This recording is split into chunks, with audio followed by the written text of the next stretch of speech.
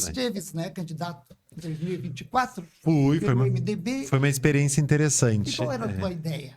Então, sendo bem sincero, Astro, eu gosto de política, como tu pode ver.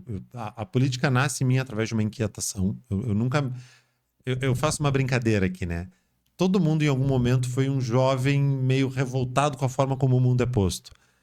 A questão é que, normalmente, isso, quando a gente é jovem, é natural. O problema é que eu me tornei um adulto e eu ainda nunca aceitava as coisas como são, porque as injustiças não me parecem razoáveis. E, de novo, eu tenho uma bandeira muito clara, que é a luta por igualdade de oportunidades. Eu acho que enquanto nós temos um mundo polarizado, discutindo meritocracia não funciona. Olha, eu acredito na meritocracia no momento que as pessoas têm igualdade de oportunidades. A gente só vai mudar a nossa sociedade quando a gente entender que, para ter uma sociedade para frente, progressista, a gente precisa gerar oportunidade para as pessoas lá na base. E isso, para mim, senão a gente vai passar a vida inteira, e a vida no sentido da nação, enxugando gelo, tentando auxiliar as pessoas que precisam e se tornam reféns do governo, porque não tiveram oportunidades e não conseguiram, de alguma forma, buscar as suas formas, né, de sustento, de trabalho, enfim. Então, isso para mim sempre me motivou. Bom, e quem gosta de política, tu tem que ter tu tem que começar em algum lugar. Claro. Então, o primeiro passo é começar, né, a eleição de vereador. É claro que eu tenho uma outra convicção importante para mim. Eu acho que ninguém deveria depender da política para viver. Então, por mais que eu queria muito concorrer, eu só me permiti disputar uma eleição depois que eu tivesse minha formação completa, tivesse abrir meu escritório, tivesse uma vida, digamos assim, profissional funcionando. Miguel, tu tá rico? Não, longe disso, né? Mas era assim, eu acho que eu precisava ter uma formação, uma profissão e um escritório. Então eu fiz isso. Eu me formei em engenharia civil costeira e portuária, mas fui trabalhar na área civil, fui fazer meu mestrado em estruturas na URGS, voltei, abri meu escritório, a M3 Engenharia. Ele começou a funcionar, eu tenho um sócio. Então, eu meio que consegui organizar a minha vida, né? Todo mês ali correndo para pagar os boletos, mas eu tinha uma profissão. Opinião, tu acha que acreditas que os não precisariam de salário? Eu não coloco assim, tá? Porque eu acho que é muito hipocrisia e é muito fácil eu dizer assim, político não tem que receber salário. Claro. Eu acho que assim, tem que receber um salário proporcional ao teu trabalho, sem benefícios exagerados. Mas eu acho que no momento que tu se dedica àquilo, ok, tu tem que receber um salário. O que eu quis dizer no sentido de não depender da política para viver, tá muito mais associado em... Não torná-lo uma profissão. Não ganhei eleição. Beleza, volta para casa, vai cuidar da tua vida. Porque no momento que tu não tens uma profissão, tu não tens da onde te sustentar, tu vai... Todo mundo precisa pagar o leite das crianças. Claro. Então, tu vai aceitar qualquer coisa, mesmo que seja um governo que daqui a pouco tu não concorda, porque tu tem que estar ali, porque tu precisa pagar, porque tudo que tu fez foi em prol da política. Então, eu acho que sim, o político, a pessoa que se dedica à vida pública, ela tem que ter um salário proporcional. Tem os gastos. Todo mundo que trabalha tem que receber. Eu não gosto dessa coisa desse radicalismo. Dentro de um tom ali. Deveria ser mais razoável, mais compatível com as funções. Mas eu não faço uma crítica a isso.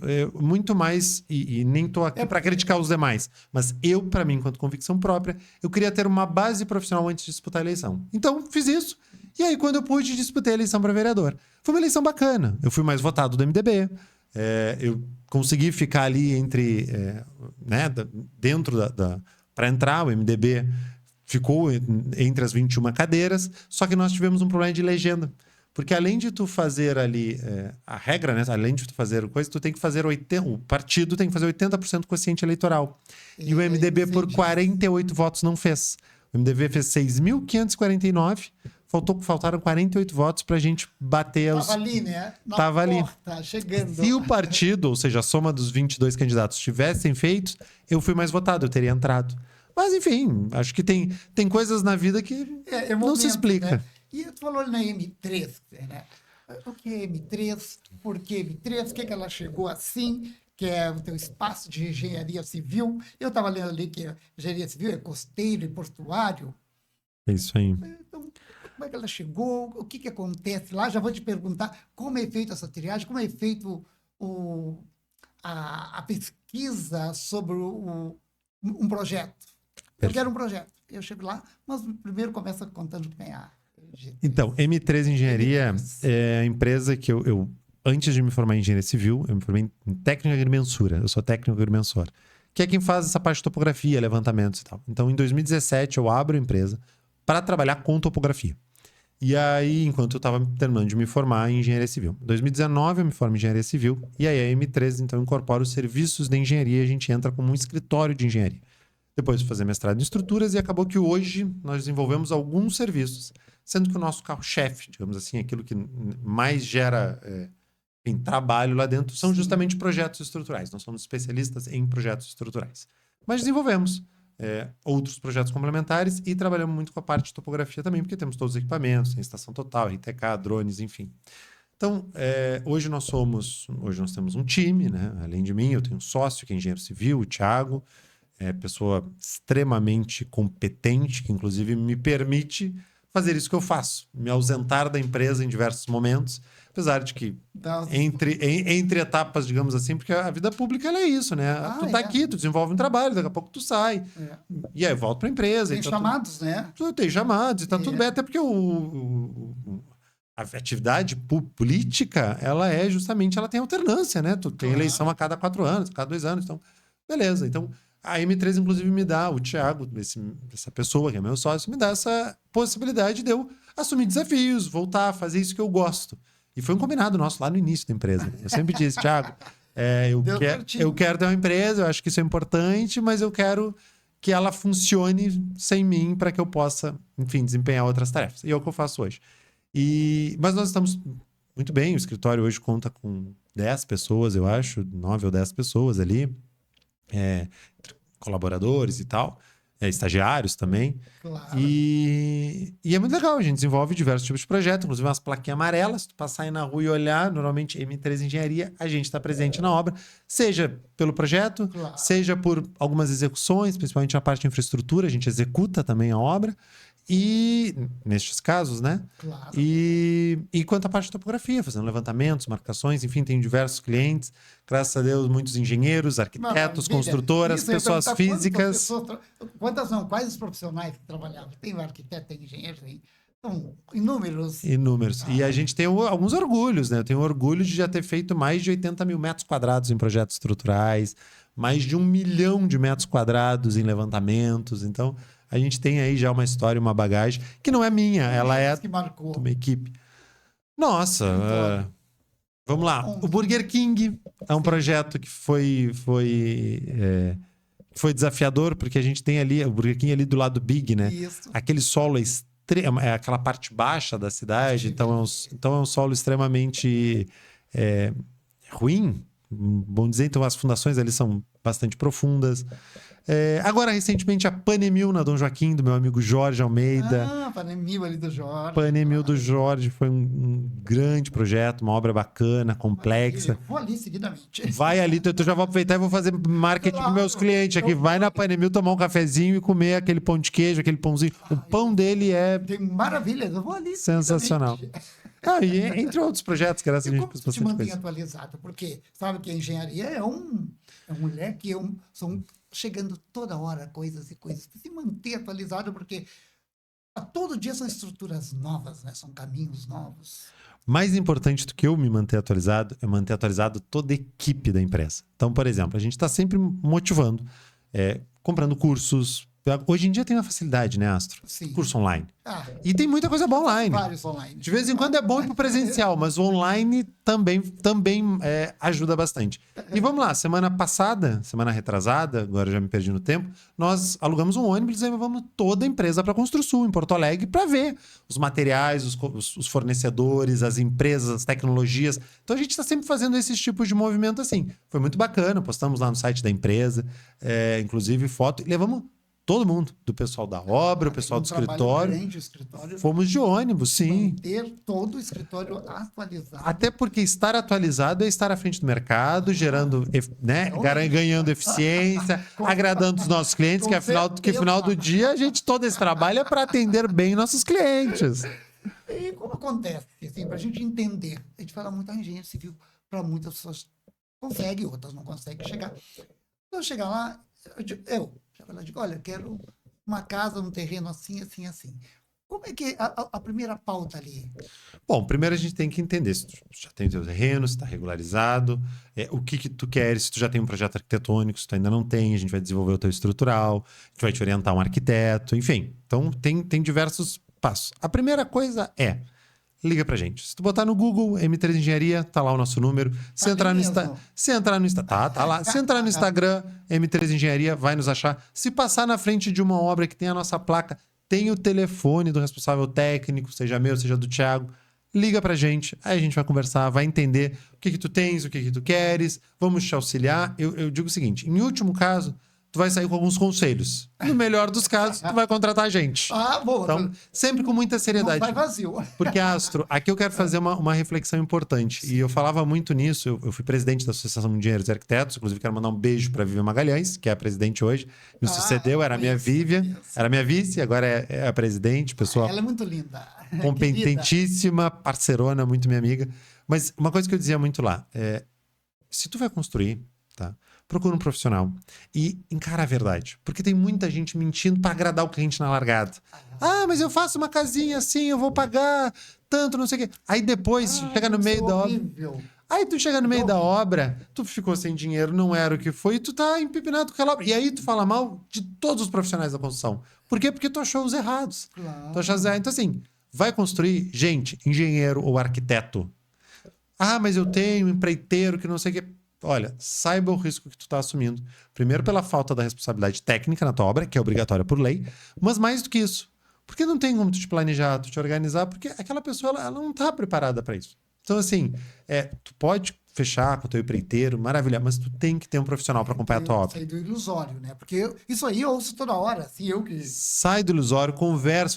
Eu brinco, né? Se tu tá com dor de dente, tu vai no dentista. Se tu tá com uma dor no corpo, tu vai no médico. Claro. Se tu... Enfim... Se tu vai construir, tu precisa do arquiteto, do engenheiro. É lógico, gente. Porque eu ouço muito aquilo assim, o dinheiro não tá dando, já fiz um empréstimo, era isso, não deu. Gente, eu vou parar com a obra. A casa tá recém-entregue e tá com goteira. Deu problema não sei o quê. Quebrou. Me disseram que ia sair 100 mil a minha casa, tá custando 400. Sim, então é melhor a gente lá no início falar a verdade, tu te preparar para aquilo. E aí tu saber, inclusive, se eu tenho condição de construir essa casa agora ou não. Mas com as informações reais, sem surpresa no meio do caminho.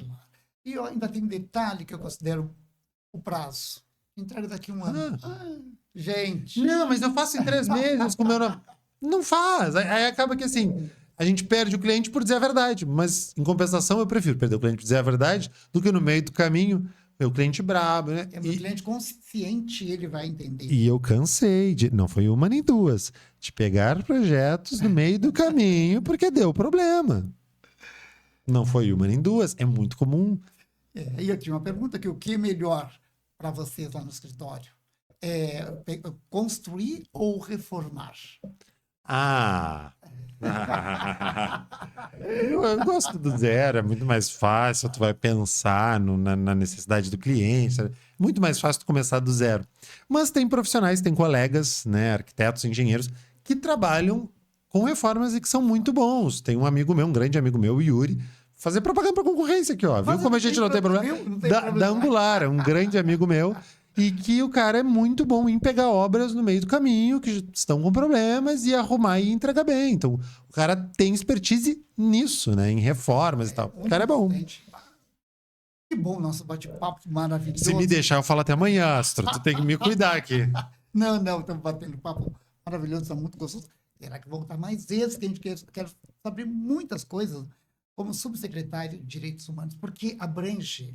Isso ainda é interessante. Desculpa, eu te interrompi. Prende a gente. Mas isso é interessante porque ainda é recente, né? Eu cheguei agora, eu tô organizando, vendo os departamentos, entendendo o que tá andando, o que a gente pode mudar. Então, talvez será um prazer retornar aqui. Talvez daqui a 6 meses eu já venha com muita coisa para falar. E aí, com entregas, inclusive. E precisamos, sabe? Porque é bem complexo. É um trabalho complexo, é um trabalho que é garra, seriedade, muita força, muita determinação. Tens que trabalhar. O trabalho todo deve ser, estou falando melhor, uma equipe muito, muito à frente das coisas. Não tenha preguiça, usando uma palavra mais comum assim, que não tenha preguiça de lutar, de trazer, fazer uma história nova no país, principalmente aqui no nosso Rio Grande do Sul. Né? Nós estamos focados. Achei interessante ali quando falasse nos índios também, vem sofrendo muito e parece que não tem mais fim. Então, é tanto sofrimento. Então, assim, olha, a secretaria falando sério, é de sofrimento, gente. Não, são de. verdade. Eu diria o seguinte: mais do que sofrimento, são de pautas sensíveis. É verdade. Então, são pautas extremamente delicadas, que tem que ter um olhar humanitário, profissional, mas também que a gente não pode entrar naquela. Sabe aquela coisa da. E muitas vezes nos conselhos a gente percebe isso, a militância pela militância. Não adianta a gente ficar discutindo, mas tá errado, tá bem, mas o que nós podemos fazer de concreto que no final do dia tenha uma repercussão? Que no final do dia a vida de alguém melhore. Porque também não adianta a gente ficar lá falando como deveria ser e fica no mundo abstrato. A gente tem que ter evoluções, a gente tem que ter melhorias reais, significativas e diretas. Tem que acontecer. Por que não evoluiu até hoje? Porque fica no não vai à frente. Então, os debates são lindos, painéis maravilhosos. E aí, vamos falar também dos povos de terreiros. Não, uma pauta muito importante. Importantíssima, gente. E eles estão na luta, né? Eu vejo muito trabalho, muita música, muita cultura. Ali, os povos de terreiro têm uma cultura maravilhosa. Nós tivemos, inclusive, agora, em sábado, tivemos a plenária regional, porque o estado é dividido em algumas regiões funcionais, e tivemos aqui em Rio Grande a primeira das plenárias, que vai eleger um novo conselho, que é importante, são temas fundamentais, delicados e que precisa evoluir com responsabilidade, inclusive, com responsabilidade. Eu gostaria que tu olhasse para aquela lente ali e falasse para o povo, pelas tuas ideias lá como subsecretário, o que tu tem de novo, como tu gostaria de agir dentro, que tu pudesses agir. Eduardo, com certeza te deu carta branca, né? Tu possas agir para amenizar o sofrimento de todo este povo dos quais nós conversamos hoje. Então, tem diversas pautas importantes ali, e sim, é um prazer trabalhar ao lado do nosso governador Eduardo e vice-governador Gabriel Souza, pessoa que eu tenho muito carinho, inclusive um grande amigo. Vamos lá, nós temos... Eu não consigo te trazer aqui simplesmente uma pauta, porque tem diversas políticas públicas que precisam acontecer e que são importantes. Na pauta da igualdade racial, nós estamos viabilizando um projeto que será o maior, isso eu posso já te antecipar, já está aprovado, já tem orçamento, né? Já tem recurso aprovado via FUNRICS, e será o maior programa de promulgação da igualdade racial da história do país. Olha o que eu estou dizendo, da história do país, não é do estado do Rio Grande do Sul. Será o maior programa de promoção de igualdade racial do país. Não vou trazer os dados ainda exatos, porque precisa ser lançado, eu vou respeitar a hierarquia, isso ainda vai ser anunciado pelo governador, mas eu já posso antecipar que está aprovado, está em vias de resolução, sai muito possivelmente ainda este ano. E inclusive vai abranger os municípios atingidos pela enchente. Todos que quiserem, porque tem algumas regras. E essa, acho que se tem um legado que eu quero deixar na subsecretaria é esse. Desenvolver políticas públicas que, duas coisas, sejam perenes, ou seja, elas ajudem a criar oportunidades para que as pessoas não dependam do Estado para o resto da vida, mas que elas possam auxiliar as pessoas, que a política pública auxilie a pessoa a ter oportunidade de melhorar de vida e seguir a sua vida a partir dali, dê a primeira oportunidade. Eu repito, todos merecem uma oportunidade. E segundo, ela seja responsável com todos os entes. Então, quando a gente pensa numa política de igualdade racial, por exemplo, que vincula os municípios, é importante que o município esteja cadastrado no SINAPIR, que é o Sistema Nacional de Promoção de Igualdade Racial. É importante que ele tenha uma coordenadoria de igualdade racial. Então, nós queremos programas, mais do que um programa pontual, mas programas que gerem resultados reais. Nas questões, por exemplo, das pessoas trans, nós precisamos ter uma esteira pensada para a saúde das pessoas trans, que é diferente. Nós temos toda uma relação de hormônios, por exemplo, que muitas vezes, e isso aqui não é preconceito, são dados, pessoas trans tomam muito mais hormônios de forma não orientada tecnicamente por profissionais, e o Estado precisa agir para auxiliar essas pessoas, gente. Nós precisamos ter uma política de saúde pensada a isso, e estamos fazendo esses movimentos. Quando a gente pauta na criança ou adolescente, nossa, e aí eu te confesso que é um tema muito sensível para mim, porque é o futuro da nação. Mas a gente tem que pensar, e aí tem duas coisas aqui importantes. Claro, três coisas, né? Cada vez mais institucionalizar, operacionalizar e fortalecer os instrumentos de segurança, né? De resguardo, aqueles instrumentos que a gente tem que auxiliam no combate às violências. Isso é fundamental. Mas nós temos também que pensar, e aqui em duas áreas, em geração de oportunidade para a juventude. Aquela ideia de que todo jovem precisa ir para a universidade, bom, não vai dar. Nem todo mundo vai para a universidade. E a gente não pode criar isso e deixar com uma enorme parcela da nossa sociedade ache que se eu não vou para a universidade eu não tenho chance na vida. Isso não é verdade. Que legal. Gostei de ouvir isso. Isso não é verdade. Realmente. Isso simplesmente não é verdade. Bom, mas todo mundo deve poder ir para a universidade? Sim. Quem quer ir para a universidade, a gente tem que trabalhar para que no nosso país, quem quer ir para a universidade, vá. Seja branco, seja pessoas brancas, pessoas negras, seja homens, seja mulheres, enfim, todo mundo que quiser deve ter a condição de ir, mas nem todo mundo precisa ir. E vamos lá, eu vou trazer um exemplo claro. Quantas pessoas tu conhece com diploma? Engenheiros, trabalhando de Uber, sendo empreendedores, fazendo outras atividades. Supermercado. Porque não conseguem se inserir no mercado. Tô falando da minha profissão, porque não conseguem se inserir no mercado. E aí tu vê um bom técnico em edificações ou um técnico em química formado pelo IFSU ganhando 4, 5, 6 mil, 8 mil em empresas, em grandes empresas. Coisa que às vezes as pessoas com um diploma na parede... Então, o que adianta eu ir para a universidade, ter um diploma, colar na parede e não conseguir exercer a profissão? Então, a gente precisa gerar oportunidades. Tchê, tem muitas vagas de trabalho, que podem ser preenchidas em atividades laborais. Olha, eu tenho um amigo meu serralheiro, ganha 5, 6 mil reais. Eu tenho profissionais formados em faculdade que não ganham isso.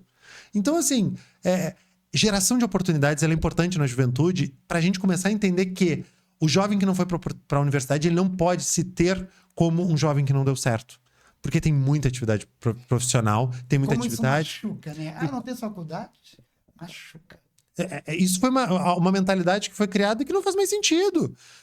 E além disso, a gente também precisa trazer, e aí aqui, respeitando todos os movimentos populares, a cultura popular, mas os jovens, eles precisam ter uma visão para além das redes sociais, sabe?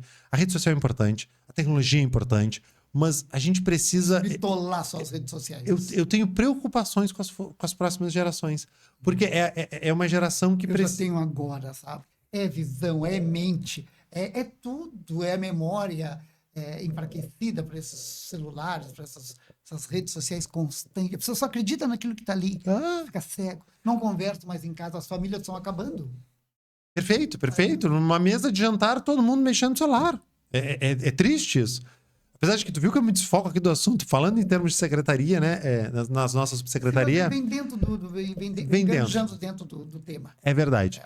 Mas duas coisas que são importantes é a gente fomentar e fortalecer todas as instituições de segurança e de preservação dos direitos da criança e do adolescente e fomentar promoção de oportunidades, né? Por isso que eu gosto tanto do Programa de Oportunidades e Direitos.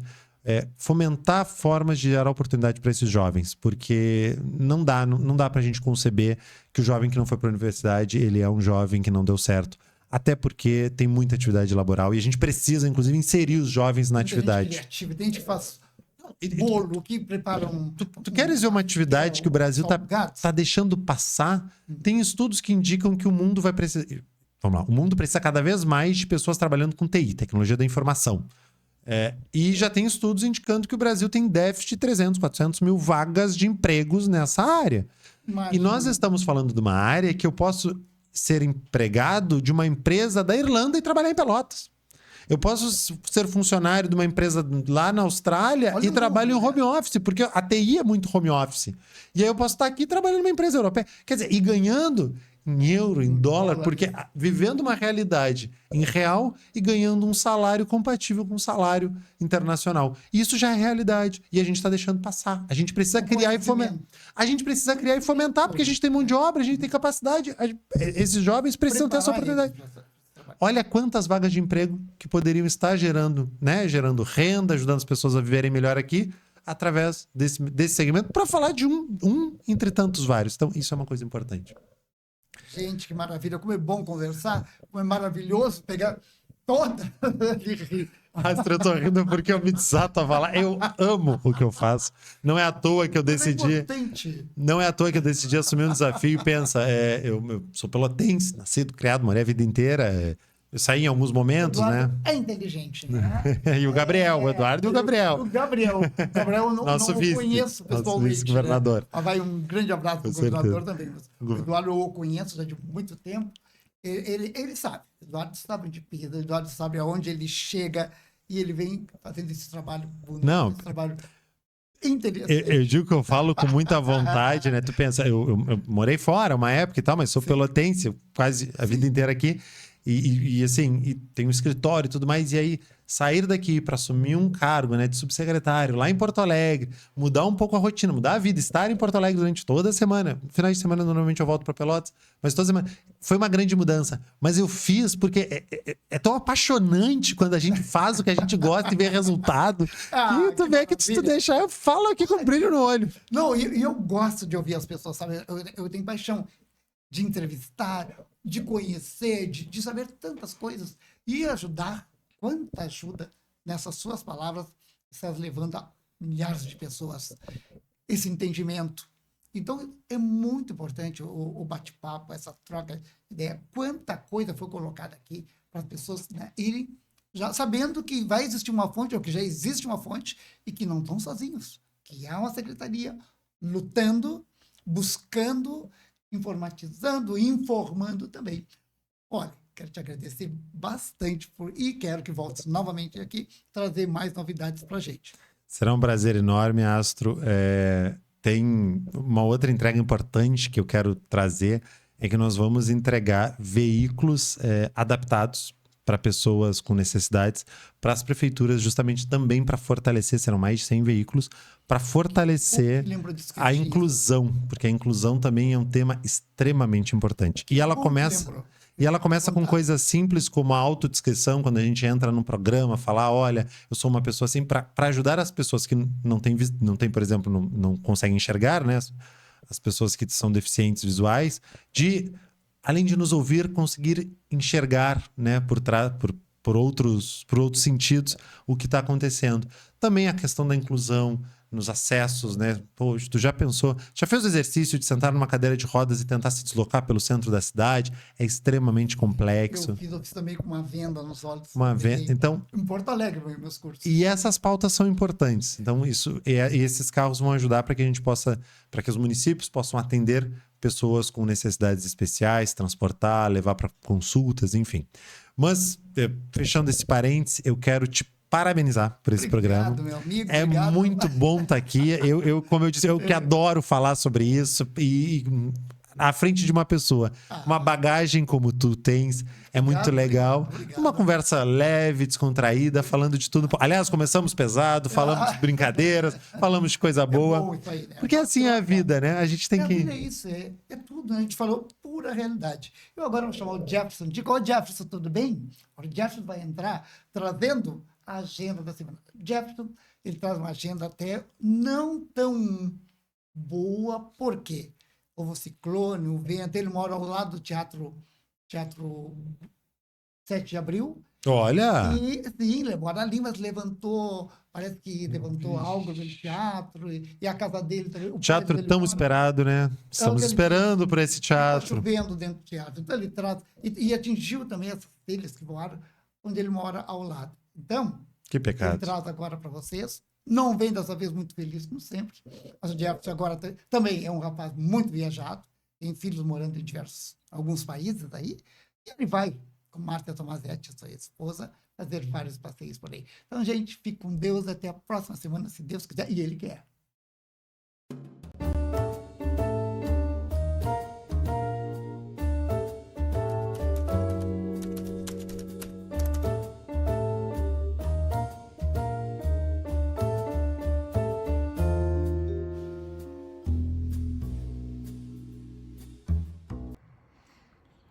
Olá, amigos do Espaço Literatura, Poesia e Artes. Eu sou o Jefferson Dickman e estou aqui na coluna semanalmente trazendo a vocês tudo o que acontece em termos de lançamento de livros, atividades culturais e todas as artes que envolvem o nosso dia a dia.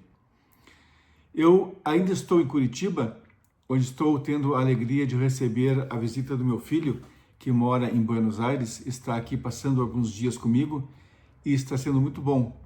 Estamos tendo a oportunidade de conversar bastante, de passearmos pela capital do Paraná, enfim, estão sendo dias muito bons, maravilhosos. E falando em termos de agenda cultural, agora no mês de outubro a nossa agenda está bem lotada.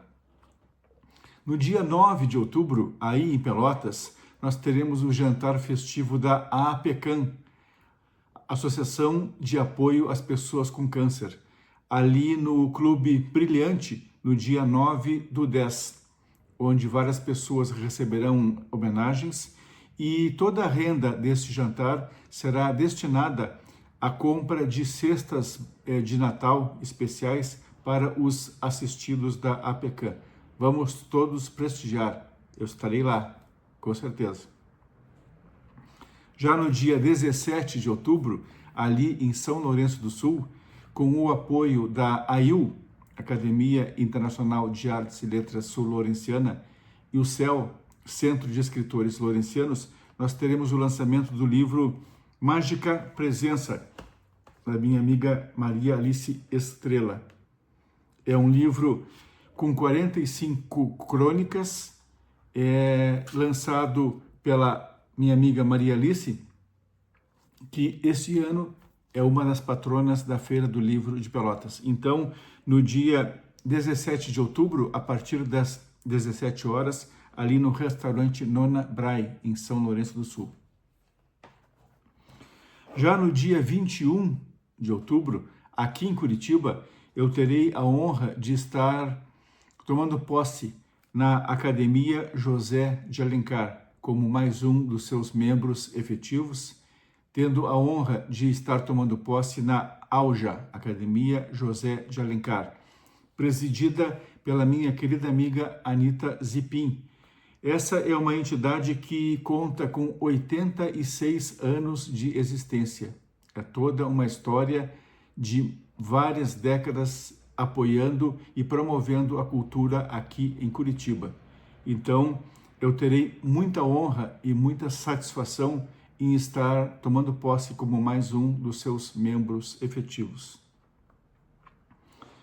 No dia 25 de outubro, aí em Pelotas, no Instituto São Benedito, nós teremos um evento cultural da Casa de Cultura de Pelotas. A Casa de Cultura de Pelotas é presidida pelo meu querido amigo Vitor Hugo Siqueira. Então, no dia 25 de outubro, estará acontecendo o encontro cultural da nossa Casa de Cultura de Pelotas. Entre várias atividades desse encontro, nós teremos várias palestras. Entre elas, os portugueses em Pelotas, toda a história dos portugueses na cidade de Pelotas. Os italianos em Pelotas, a história e o legado desse povo também. E os africanos em Pelotas, histórias e legados. Então, nós temos várias palestras culturais que mostram um pouco da história de Pelotas e dos povos que construíram essa nossa bela cidade. Portugueses, italianos e africanos. Então, dia 25 de outubro, ali no Instituto São Benedito, não percam o encontro cultural da Casa de Cultura de Pelotas. As inscrições já estão abertas. Nesse encontro da Casa de Cultura, haverá um show de encerramento com marchinhas antigas de carnaval. Então, como vocês podem verificar, esse mês de outubro, que está daqui a pouquinho começando, nós teremos várias atividades e a cultura, como sempre, na nossa região sul brasileira, no Rio Grande do Sul e aqui no Paraná, está em alta e está promovendo muitos encontros, eventos, jantares. Então, nós estaremos presentes apoiando e dando o maior destaque a tudo isso que nós veremos e temos certeza de que serão grandes eventos. Então é isso, meus amigos. Por essa semana seriam essas as novidades. Eu ficarei ainda mais alguns dias em Curitiba, mas dia 9 de outubro, tudo dando certo, se Deus quiser, estarei presente aí no jantar beneficente da APECAM. Espero por todos vocês lá no Clube Brilhante, dia 9 de outubro, aí em Pelotas. Então, por enquanto é isso. Muito obrigado pela atenção de vocês. Eu sou o Jefferson Dickmann e estou aqui semanalmente no Espaço Literatura, Poesia e Artes. Sempre desejando a vocês uma ótima semana e em breve estaremos juntos novamente. Um grande abraço a todos e até a semana que vem. Até lá.